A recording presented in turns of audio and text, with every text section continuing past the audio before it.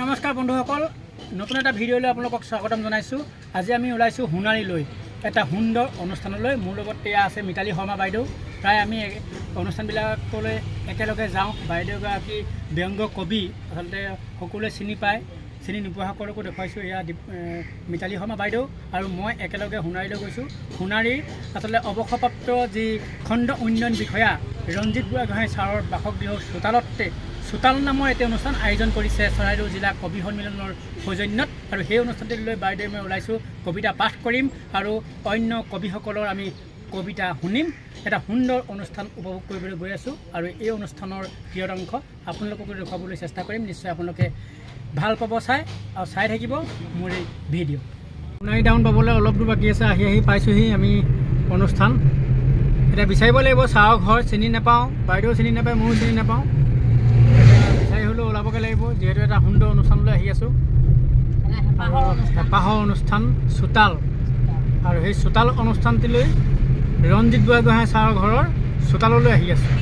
চোতালখন ক'ত আছে আমি বিচাৰি উলিয়াম বাইদেউ মই। আহক, আপোনালোকেও চাই থাকক এই ভিডিঅ', নিশ্চয় ভাল পাব। সোণাৰী যিখন দলং, এই দলংখন পাইছোঁহি। আপোনালোকক দেখুৱাবলৈ চেষ্টা কৰিম কেনেধৰণৰ অনুষ্ঠান। বহু বিশিষ্ট কবিৰ সমাহাৰ ঘটিব আৰু কবিসকলৰ কবিতা পাঠ আৰু সুন্দৰ উপভোগ্য অনুষ্ঠানটোৰ দৃশ্যসমূহ দেখুৱাই যাম কিছু আপোনালোকে চাই থাকিব নিশ্চয়। এয়া মই আপোনাক কৈছিলোঁ য'লৈ আহি আছিলোঁ আজি চোতাল অনুষ্ঠানলৈ, আৰু সোণাৰী নগৰৰ বৰুৱালীত থকা এজন বিশেষ ব্যক্তিৰ ঘৰলৈ আহি আছোঁ। এতিয়া আমি আহি পালোঁহি সেইজন ব্যক্তিৰ ঘৰ। এয়া হৈছে বিশিষ্ট কবি, সোণাৰীৰ নিবাসী তথা অৱসৰপ্ৰাপ্ত খণ্ড উন্নয়ন বিষয়া ৰঞ্জিত বুঢ়াগোহাঁই ছাৰৰ বাসগৃহ। আৰু এই আহি আমি ৰঞ্জিত বুঢ়াগোহাঁই ছাৰৰ বাসগৃহৰ চোতাল পালোঁহি। এয়া আমি সোমাই আহিছোঁ আৰু ছাৰৰ বাসগৃহলৈ সোমাই আহিছোঁ। বাসগৃহৰ চোতাল এইখন, আৰু এই চোতালত হয়তো ঘৰৰ বাসগৃহৰ পাছফালে যিখন চোতাল আছে তাতে এই অনুষ্ঠানটি হৈ আছে। আমি এইফালে দেখুৱাম আহি আছোঁ। এতিয়া সুন্দৰ পৰিৱেশ, ছাৰৰ ঘৰৰ সন্মুখত কাষত ধুনীয়াকৈ ৰোপণ কৰা হৈছে গছপুলি, আৰু এটা সেউজীয়া পৰিৱেশ দেখুৱাইছোঁ। এই সেউজীয়া পৰিৱেশটোৰ মাজলৈ আহিছোঁ। লৈ যাওঁ সেই অনুষ্ঠানটিলৈ, য'ত বিভিন্ন প্ৰান্তৰ কবিৰ আগমন ঘটিছে। অনুষ্ঠানটো হৈ আছে, আমি সোমাই যাওঁ অনুষ্ঠানটোলৈ। নতুনৰ বাবে মই পুৰণি নক্ষত্ৰ ভাগি নিহাৰি আকৰোঁ, নিহাৰিকা মণ্ডলত নতুন সৃষ্টিৰ মন্ত্ৰ ফুকাৰি মই নৱতম পৃথিৱী গঢ়ো। চিৰদাসীন মই সংসাৰৰ ঘৰে ঘৰে থাকোঁ হৈ সকলোকে মত্ৰ, কালৰ মন্ত্ৰ শুনি মুখে ভাঙি চিঙি মোহ মায়া মোহ হুহুংকাৰে নাচো মই উলং উন্মত্ত। তাকে ককালি পৰা জয়ান খালত গৈ গুৰ কুকুৰায় বাউসীৰ চিতাৰে ভাগ থকা ছোৱালীহঁতে গাঁৱৰ নোম নমনা পোহৰতো থাকনিত কোৰ মাৰে। এনেধৰণৰ নিচিনা হয়, কিন্তু আমি যিমানে কবিতা পঢ়িম বা কবিতা চৰ্চা কৰিম, লোকে ভাৰতীয় সভ্যতাই কবিতাৰ চৰ্চা কৰি আহিছে আৰু ভাৰতীয় সংস্কৃতিৰ এটা ঐতিহ্য বহন কৰিব পাৰিছে। আৰু আমাৰ গুৰুজনাই যিদৰে হওক নাম কীৰ্তন নাম ঘোষা দি গৈছে, কবিতাৰ ধাৰাৰ মাজেৰে আমি চৰ্চা কৰি আহিছোঁ। আমাৰ ভৱিষ্যত প্ৰজন্মক কবিতাৰ প্ৰতি আকৃষ্ট কৰাটো আমাৰ নৈতিক দায়িত্ব, আৰু আমি প্ৰতিজন কবিয়ে নিজে কবিতা লিখাৰ লগতে ভৱিষ্যত প্ৰজন্মক কবিতাৰ চৰ্চাৰ প্ৰতি আকৃষ্ট কৰিবলৈ আশা কৰি মোৰ বক্তব্য ইমানতে সামৰণি মাৰিছোঁ। অসম কবি সন্মিলনৰ যিটো কেন্দ্ৰীয় কাৰ্যালয় যোৰহাটত স্থাপন কৰিবলৈ লৈছে, ইতিমধ্যে তাৰ কনষ্ট্ৰাকশ্যনৰ কাম চলি আছে। ডক্টৰ কুতুবুদ্দিন আহমদ দেৱৰ সোঁৱৰণত, আৰু লগতে এটা গৱেষণাগাৰ আমাৰ প্ৰয়াত বিশিষ্ট কবি তথা অসম কবি সন্মিলনৰ প্ৰতিষ্ঠাপক ৰাম গগৈদেৱৰ কাব্য গৱেষণা কেন্দ্ৰ, খুব যোগাত্মক দিশ। আৰু এই দুয়োটা কাৰ্যসূচীতে আপোনালোকৰ সহায় সহযোগিতা নিতান্তই প্ৰয়োজন। আমাৰ চৰাইদেউ জিলাতো এটা কাৰ্যালয়ৰ অভাৱ আমি অনুভৱ কৰি আছোঁ। এই আপাহতে আমি আপোনালোকৰ আগত ক'বলৈ বাধ্য হৈছোঁ যে চৰাইদেউ জিলাত আজি মোৰ দায়িত্বভাৰ লোৱা এবছৰ হৈ গৈছে। আজি বহু বছৰ পাৰ হৈ গ'ল চৰাইদেউ জিলাত কবি সন্মিলন গঠন কৰা, কিন্তু এটা বেংকৰ একাউণ্ট আজিলৈকে খোলা নাছিল। ইতিমধ্যে আমাৰ বেংকৰ একাউণ্ট হৈছে, আৰু আমি উপায়ুক্ত মহোদয়ৰ লগতো কথা বাৰ্তা পাতিছোঁ। যদি আমি এই সোণাৰী অঞ্চলতে বা চৰাইদেউ জিলাৰ কোনোবা এটা অংশত আমি যদি এটা স্থান পাওঁ তেতিয়াহ'লে এটা কেঁচাকৈ হ'লেও কাৰ্যালয় নিৰ্মাণ কৰি ল'ব পাৰিলে আমাৰ বাবে সুবিধা হ'ব বুলি আমি আশা প্ৰকাশ কৰিছোঁ।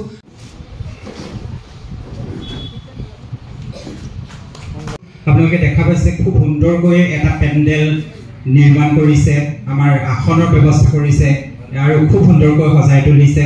আৰু মই আহিয়ে দেখা পাইছিলোঁ যে তেখেতৰ যি চৌহদ, ঘৰৰ চৌহদ খুব প্ৰাকৃতিকভাৱে আচলতে সজাই পৰাই থৈছে। 11 তাৰিখে আহিবা, মোৰ চোতালত পাৰি থম সম্প্ৰীতিৰ সেউজীয়া দলিচা। মাথো ধুই আনিবা সদ্ভাৱনাৰ স্ফটিক পানীৰে তোমাৰ সপোন হৰিয়া কলিজা। আমি বাটৰ কথা পাতিম, আমি হাতৰ কথা পাতিম, আই চোতালত গজি উঠা অপতীৰ্ণবোৰ নিৰুৱাৰ কথা পাতিম। আমি একেলগে খোজ দিম, আমি একেলগে গোজ দিম, গঢ়ি তুলিম উৰ্বৰ উপত্যকা। কৰ্মত জীৱন স্বাভিমান তোমাৰ, উদ্যম উল্লাসিত প্ৰাণ তোমাৰ, বুকুত গুজি ল'বা বাখৰুৱা আখৰ, আমি লিখি যাম ন ইতিহাস চিৰন্তৰ চিৰকালৰ। আমাৰ সোণাৰী, নাহৰকটীয়াৰ, মৰাণ, লাগুৱা বিভিন্ন ঠাইৰ পৰা যিসকল কবি আহিছে তেখেতসকলক মই মোৰ চোতাললৈ মই স্বাগতম জনাইছোঁ। ভাল লাগিছে এনেকুৱা এটা পৰিৱেশ।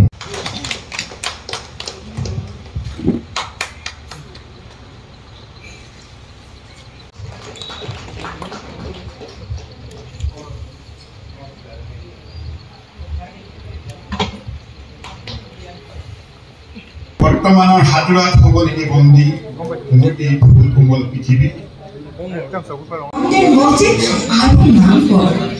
ঘৰে ঘৰে চলে যেন প্ৰগতিৰ দৌৰ, মৰমী গাঁৱৰ সকলো থাকিও আজি কিবা যেন নাই তোমাৰ বুকু।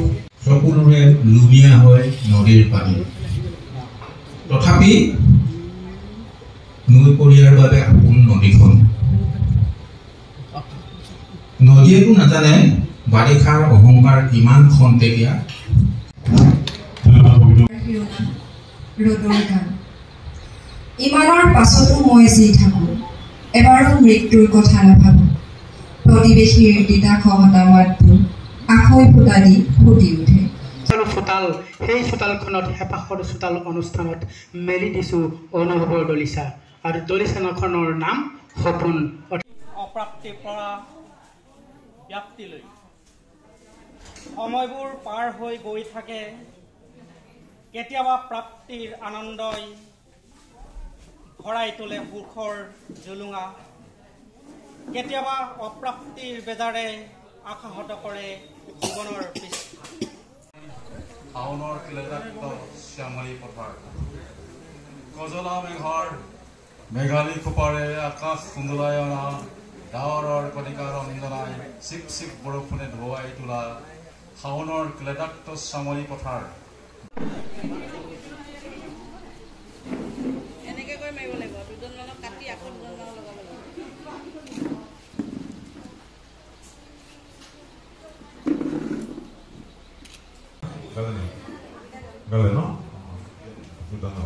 হয়, আজি আহিলোঁ হেঁপাহৰ চোতালখনিলৈ, ৰঞ্জিত বৰগোহাঁই ছাৰৰ চোতাললৈ, আৰু ইয়াতে চৰাইদেউ জিলা কবি সন্মিলনৰ উদ্যোগতে যি চোতাল অনুষ্ঠান আয়োজন কৰা হৈছিল, সুন্দৰভাৱে আটক ধুনীয়াকৈ ছাৰে গোটেইখিনি সজাই পৰাই তুলিছিল, সকলোকে সুন্দৰভাৱে আপ্যায়ন কৰিছিল। আৰু বিভিন্ন প্ৰান্তৰ পৰা অহা, ৰাজ্যখনৰ বিভিন্ন জিলাৰ বিভিন্ন প্ৰান্তৰ পৰা অহা বিশিষ্ট কবিসকলৰ চলচ্চিত্ৰ কবিতা পাঠ আমি শুনিলোঁ। সুন্দৰ এগৰাকী কিশোৰীৰ বাঁহী বাদন শুনিলোঁ, আৰু গীতে মাতে আচলতে কবিতাৰে জীপাল হৈ পৰিল ৰঞ্জিত বৰগোহাঁই ছাৰৰ এই চোতালখন। আপোন চোতালখনত এতিয়া মই থিয় হৈ আছোঁ। লাহে লাহে অনুষ্ঠানৰ জটি পৰিল, তাৰ অন্তত আমি বৰগোহাঁই ছাৰক অশেষ কৃতজ্ঞতা জনাইছোঁ আমাৰ পৰা এই অনুষ্ঠানটি উপহাৰ দিয়াৰ বাবে। ইয়াৰ সুযোগকণ আমি পালোঁ। ছাৰ, শেষত আপোনাৰ পৰা অকণমান জানিব বিচাৰিছোঁ, মনত কেনেকুৱা লাগিলে? বিভিন্ন প্ৰান্তৰ পৰা অতিথিসকল আহিছে, অধ্যাপকসকল আহিছে, আপ্যায়ন কৰিছে, কবিতাৰ এটা জীপাল হৈ পৰিছে, পৰিৱেশ কেনেকুৱা লাগিছে? খুব ভাল লাগিছে। আচলতে মই মানুহৰ মাজত থাকি ভাল পাওঁ, এনেকুৱা পৰিৱেশবিলাক ভাল পাওঁ। সেইকাৰণে আজি অনুষ্ঠানটো মোৰ চোতালত দিয়াৰ কাৰণে অসম সাহিত্য অতি কবি সন্মিলনক মই আঁতৰৰ পৰা ধন্যবাদ জ্ঞাপন কৰিছোঁ আৰু এটা খুব সুন্দৰ এটা অনুষ্ঠান হ'ল আৰু ভাবিছোঁ আজি অনুষ্ঠানটো খুব সফল হৈছে আৰু আমি জানো যে আপুনি এগৰাকী অৱসৰপ্ৰাপ্ত আচলতে বিষয়া তাৰ মাজত আমি কবিতা চৰ্চা কৰি আহিছে বছৰ ধৰি কেনেধৰণে গোটেই সময়খিনি কেনেধৰণে মিলাই ৰৈছিল আপুনি আচলতে সেই আজৰি পৰত জানে আপোনালোকে খণ্ডনমান দুখীয়া চাকৰি যথেষ্ট সময় দিবলগীয়া হয় তাৰ মাজতে যেতিয়া অৱসৰৰ সময় সেই সময়খিনিতে আৰু এইখিনি অকণমান চৰ্চা কৰি আহিছে এতিয়াও আপুনি লিখি আছে কলম আপুনি গ্ৰন্থ বা এনেকুৱা কিবা প্ৰকাশ কৰা নাই হেৰি কৰি আছোঁ যুগুতাই আছোঁ অৱসৰ আপুনি কেতিয়া লৈছে আমি জানুৱাৰী মাহত যোৱা এই বছৰ 24 জানুৱাৰী মাহত যিহেতু আপুনি অৱসৰ লৈছে অৱসৰ বিনোদনৰ সময়ত আপোনাৰ সমাজৰ কাম কৰিবলৈ বহুখিনি আছে কবিতা চৰ্চা কৰিবলৈ সাহিত্য চৰ্চা কেনেধৰণে আগবাঢ়ি যাব মই এইটো মানে সমাজত কাম কৰি থকা ব্যক্তি বুলি মোক সকলোৱে জানেই গতিকে মই সমাজত কাম কৰি ভাল পাওঁ ৰাতিপুৱা নিস্বাৰ্থভাৱে কাম কৰি ভাল পাওঁ মোৰ পৰৱৰ্তী যিমান দিন মই থাকিম নিশ্চয় ৰাইজৰ কাৰণে কাম কৰি যাম সমাজৰ কাৰণে কাম কৰিম আৰু শেষত সুধিব বিচাৰে যিসকল উঠি অহা প্ৰজন্ম সেইসকলে কবিতা চৰ্চা কৰিব বিচাৰে লিখিব বিচাৰে তেওঁলোকে কি আহ্বান জনাব কেনেধৰণে আগবাঢ়িলে তেওঁলোকে আচলতে কবিতা যিকোনো মানুহে লিখিব নোৱাৰে সেইকাৰণে মনৰ অনুভূতি যিখিনি সূক্ষ্ম অনুভূতিখিনি আমি শব্দৰ আকাৰে প্ৰকাশ কৰিব লাগিব সেই অনুভূতিখিনি প্ৰকাশ কৰাটো এটা ডাঙৰ সমস্যা কিন্তু নোৱাৰা কাম একো নাই চেষ্টা কৰিব কবিতা যেতিয়া লিখিব আপোনাৰ মনটো খুব ভাল লাগে মনটো পবিত্ৰ হয় আৰু এটা মানে শান্ত পৰিৱেশ এটা মনত সৃষ্টি হয় যিটোৱে আমাৰ সকলোৰে কাৰণে মংগল ধন্যবাদ জনাইছোঁ ছাৰ এয়া আছিলে ৰঞ্জিত বুঢ়াগোহাঁই ছাৰ আৰু তেওঁৰ মনৰ অনুভৱ জানিলোঁ তেখেতৰ ঘৰৰ কাষৰ যি পৰিৱেশ সেই পৰিৱেশ মই দেখুৱাইছোঁ এটা সুন্দৰ পৰিৱেশ সেউজীয়া পৰিৱেশ আমাৰ সকলোখিনিকে দেখুৱাইছোঁ এগৰাকী উদীয়মান কবি আছে আচলতে তেওঁ কাব্যগ্ৰন্থ ৰচনা কৰিছে আমি অকণমান কথা পাতিম নৱনীতা লেখাৰুৰ সৈতে অকণমান কথা পাতিছোঁ আজি ছাৰৰ তাললৈ আহিলে কেনেকুৱা লাগিলে কবিতা পাঠ কৰি সকলোকে লগ পালে ভাল লাগিলে এটা নতুন অভিজ্ঞতা বুলিয়ে ক'ব লাগিব আৰু নিজৰ কবিতা পাঠ কৰা হ'ল মোৰ কবিতা পাঠ কৰিলোঁ কবিতা কেতিয়াৰ পৰা লিখা হৈছে মোৰ কবিতা আপোনাৰ 2011 চনৰ পৰা তেতিয়াৰ পৰা লিখি আছে কবিতা কেতিয়া নিশ্চয় গ্ৰন্থ ওলাইছে গ্ৰন্থ এখন মোৰ জিৰণি আৰু যোৱা বছৰ ডিচেম্বৰ মাহত প্ৰকাশ পাইছে পাঠক সমাজলৈ কি আহ্বান জনাব সেইখন গ্ৰন্থ আঁকোৱালি লোৱা ক্ষেত্ৰত আঁকোৱালি লৈছে নিশ্চয় এতিয়ালৈকে বজাৰত ইমান ভালকৈ উলিয়াই দিয়া হোৱা নাই মানে প্ৰচাৰ ইমান হোৱা নাই তথাপিও উলিয়াই দিছোঁ আৰু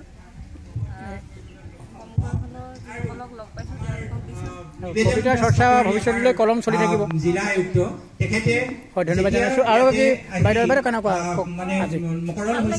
তেতিয়া আমাৰ খবৰ লৈছিলে যে চৰাইদেউ জিলা কবি সন্মিলনৰ বিষয়ববীয়াসকলক আৰু ক'ব আহিছে আপুনি কবিতা কেতিয়াবা লিখা কৰিব খোজোঁ তেখেতে কৈছিলে যে মই নিজে কবি সন্মিলনৰ লগত আগতে জড়িত হৈ আছিলোঁ কবি সন্মিলনৰ চোতাল অনুষ্ঠানটো জীপাল হৈ গৈছে চোতালৰ পদক্ষেপ কোনে কি কি কৰি আছে মই জানিব খুজিছোঁ আৰু আমি আমাৰ প্ৰধান সম্পাদক তাৰপিছতে আৰু কেইজনমান আমাৰ উপদেষ্টা লগতে আমাৰ জিলাৰ বিষয়ববীয়া একত্ৰিত হৈ আমাৰ জিলা আয়ুক্তক লগ কৰিলোঁ আৰু তেখেতে দিহা পৰামৰ্শ দিছিল যে আপোনালোকে প্ৰথমতে মাটিডোখৰ চাওক মাটিডোখৰ চালে আমি তাৰ ব্যৱস্থা কৰি দিম এতিয়া যদি আমি মাটি পাই যাওঁ তেতিয়াহ'লে তেখেতে যিখিনি আমাৰ কাৰণে কাগজ পত্ৰ কৰিব লাগে সমভাগী হৈ অৰিহণা যোগাব বুলি আশা কৰিম আৰু এইখিনি ধন্যবাদ জনাইছোঁ বাইদেউ এয়া আচলতে ৰঞ্জিত বুঢ়াগোহাঁইদেৱৰ চোতাল আৰু জীপাল হৈ পৰিল আজি আৰু এজন জ্যেষ্ঠ ব্যক্তি পাইছোঁ তেখেতৰ কবিতা আমি শুনিলোঁ এজন জ্যেষ্ঠ শ্ৰদ্ধাৰ ব্যক্তি আপুনি অনুভৱ কেনেকুৱা লাগিছে ছাৰৰ চোতালখন উপস্থিত থাকি আপোনাৰ কন্যা নিশ্চয় কন্যাৰ লগত আহিছে কেনেকুৱা কন্যা আৰু পিতৃ একেলগে কবিতা পাঠ কৰিছে আপোনালোকৰ সহায়যোগিতা কামনা কৰিম আমাৰ জিলাৰ গ্ৰুপ এটা আছে গ্ৰুপটো হোৱাটছআপ গ্ৰুপত কিমান মেম্বাৰ্ছ আছে মই নাজানো কিন্তু আপুনি সৰু অৱস্থাৰ পৰা কবিতা লিখে বা সহানুভূতিমূলক মানে বক্তব্য বা মেছেজ আমি নাপাওঁ কন্যা কেতিয়াবা আগবঢ়াই দিছে সেই গ্ৰুপটোত যিসকল ব্যক্তি সংযুক্ত হৈ আছে আপুনি নিশ্চয় দেখুৱাই দিয়ে বাটটো দিশবিলাকৰ ওপৰত চিন্তা চৰ্চা কৰি আপোনালোকৰ নিজে আহিছে দিহা পৰামৰ্শ এয়াও এটা সুন্দৰ বাৰ্তা পিতৃ যিদৰে আগবাঢ়ি গৈছে পিতৃৰ পদাক্ষ অনুকৰণ কৰি নিজৰ কন্যা আগবাঢ়ি গৈছে কবিতাৰ জগতখনত নিজৰ শুভবাৰ্তা আৰু শুভলক্ষণ আমি তেওঁলোকৰ বিশেষকৈ নৱনীতা লেখাৰুৰ কাব্য চৰ্চা আৰু উজ্জ্বল হওক সকলোৱে আঁকোৱালি লওক তাকে সেই মনৰ কামনা কৰিছোঁ ধন্যবাদ আৰু আমি দেখুৱাই আছোঁ সুন্দৰ পৰিৱেশ আপোনালোকক ছাৰৰ চোতালৰ পৰা বিশেষ নকওঁ আজি অনুষ্ঠান থাকি আপোনালোকে সফল অনুষ্ঠান যদি পৰিছে শেষ হৈছে অনুষ্ঠানটো প্ৰতিগৰাকী ব্যক্তিলৈ আমাৰ সেৱা আগবঢ়াইছোঁ।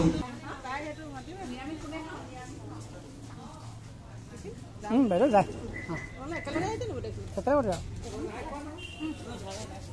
হয় যি এই চোতাল অনুষ্ঠান হৈছিল চৰাইদেউ জিলা কবি সন্মিলনৰ উদ্যোগত আৰু চোতাল অনুষ্ঠানত মই কৈছোঁ যে বিভিন্ন প্ৰান্তৰ পৰা কবিসকল আহিছে আৰু বিশেষকৈ ৰঞ্জিত বুঢ়াগোহাঁই ছাৰে এই অতিথিসকলক সুন্দৰভাৱে আপ্যায়ন কৰিছে আৰু এটা সুন্দৰ আপোনালোকক দেখুৱাইছোঁ চোতালত নিজৰ নিজৰ কবিতা পাঠ কৰিলে তাৰ পাছত অনুষ্ঠানৰ অন্তত এমুঠি অন্ন আচলতে অভ্যাগতসকলক আগবঢ়াইছে ছাৰে আৰু তাৰে এই দৃশ্য মই দেখুৱাইছোঁ সুন্দৰ আৰু সকলোৱে আচলতে তৃপ্তিৰ এসাঁজ সম্প্ৰীতিৰ এনাজৰীয়ে বান্ধ খাই থকা এই সমাজখনত আমি সকলোৱে সম্প্ৰীতিৰ এসাঁজ লৈছোঁ আৰু ইয়াৰ প্ৰতিজন ব্যক্তিয়ে তেখেতৰ বাসগৃহৰ চোতালত এনেধৰণে গ্ৰহণ কৰিছে আৰু কেনেকুৱা লাগিছে সুনিতা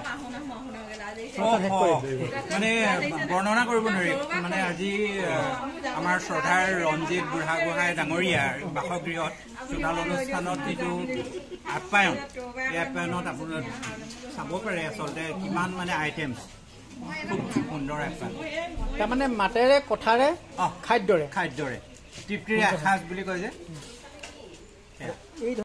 এনেধৰণে এটা সুন্দৰ অনুষ্ঠান সদৌ অসম কবি সন্মিলনৰ প্ৰধান সম্পাদকক লগ পাইছোঁ পাভেশ সুজনী দাদা কেনেকুৱা লাগিলে আজি অনুষ্ঠানটো একদম শেষলৈকে থাকিলে কেনেকুৱা কবি সন্মিলনৰ এটা গুৰুত্বপূৰ্ণ অনুষ্ঠান চোতাল অনুষ্ঠান চৰাইদেউ জিলাৰ উদ্যোগত আজি ৰঞ্জিত বুঢ়াগোহাঁই ডাঙৰীয়াৰ বাসগৃহত যি অনুষ্ঠান অনুষ্ঠিত হ'ল ই এক সফল অনুষ্ঠান হিচাপে পৰিগণিত হৈছে শিৱসাগৰ জিলাৰ মাননীয় সভাপতি সম্পাদক ডিব্ৰুগড় জিলাৰ মাননীয় সভাপতি সম্পাদকৰ উপস্থিতিত শ্ৰদ্ধাৰ কবি যতীন কোঁৱৰ ডাঙৰীয়া আৰু বহুকেইজন গণ্যমান্য ব্যক্তিৰ উপস্থিতিত এটা সুন্দৰ চোতাল অনুষ্ঠান অনুষ্ঠিত হৈ যায় চোতাল অনুষ্ঠান হৈছে সদৌ অসম কবি সন্মিলনৰ এক গুৰুত্বপূৰ্ণ অনুষ্ঠান ইয়াত এই অনুষ্ঠানতে যি প্ৰাৰম্ভিক অৱস্থাত যিসকলে কবিতাৰ চৰ্চা কৰি থাকে স্থানীয়ভাৱে তেওঁলোকক এখন মঞ্চ প্ৰদান কৰাৰ মূল উদ্দেশ্য হৈছে চোতালৰ আৰু এই উদ্দেশ্যও পূৰা হৈছে বুলি আমি ভাবিছোঁ ধন্যবাদ জনাইছোঁ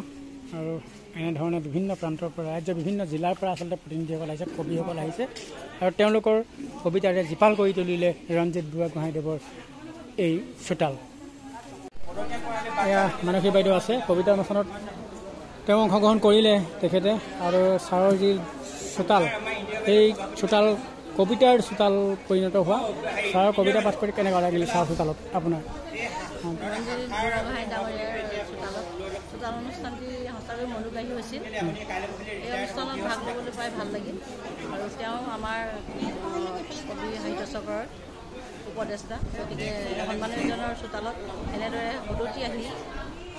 সদুতি কবিৰ পদধূলা পাই আমিও গৌৰৱান্বিত হৈছোঁ কবিতা পাঠ কৰিলে বাইদেউ কবিতা পাঠ মই নকৰিলোঁ কৰা নাই কিন্তু ইয়াত উপস্থিত সকলোৰে কবিতা শুনি মুগ্ধ হ'লোঁ আৰু তেওঁলোকলৈ শুভেচ্ছা জনাইছোঁ এনেদৰে সাহিত্য চৰ্চা কৰি থাকক আৰু আমাৰ সাহিত্যৰ ভঁৰাল চহকী কৰি থাকক মই ইমানকৈ আপোনালোকক দেখুৱালোঁ সোণাৰীৰ বিশিষ্ট কবি কৰ্মশ্ৰী ৰঞ্জিত বুঢ়াগোহাঁইদেৱৰ গৃহৰ এই চোতালৰ যি চোতাল অনুষ্ঠান সেই অনুষ্ঠান আপোনালোকক দেখুৱালোঁ ইয়াত বিভিন্ন প্ৰান্তৰ পৰা অহা কবিসকলে স্বৰচিত কবিতা পাঠ কৰিলে নিশ্চয় মোৰ এই ভিডিঅ'টো চাই আপোনালোকে ভাল পালে আৰু আমি আহিছিলোঁ লাকুৱাৰ পৰা লাকুৱাৰ শাখা কবি সন্মিলনৰ পৰা মোৰ পাছফালে বাইদেউসকল ৰৈ আছে দেখিছে আপোনালোকে দীপালী বাইদেউ আছে দীপ্তি বাইদেউ আছে মিতালী বাইদেউ প্ৰদীপ বৰুৱা ককাইদেউকে ধৰি বহু সঞ্জীৱ বাইদেউ আৰু বহুকেইজন কবি আহিছিল লগত আমিও আহিছিলোঁ আৰু ভাবিলোঁ আপোনালোকক নিজে উপভোগ কৰাৰ লগতে আপোনালোকক অকণমান উপভোগ কৰাওঁ সেই বুলি ভিডিঅ'টো কৰিলোঁ নিশ্চয় মোৰ ভিডিঅ'টো চাই ভাল পালে যদি আপোনালোকে মোৰ ভিডিঅ'টো চাই ভাল পালে তেনেহ'লে মোৰ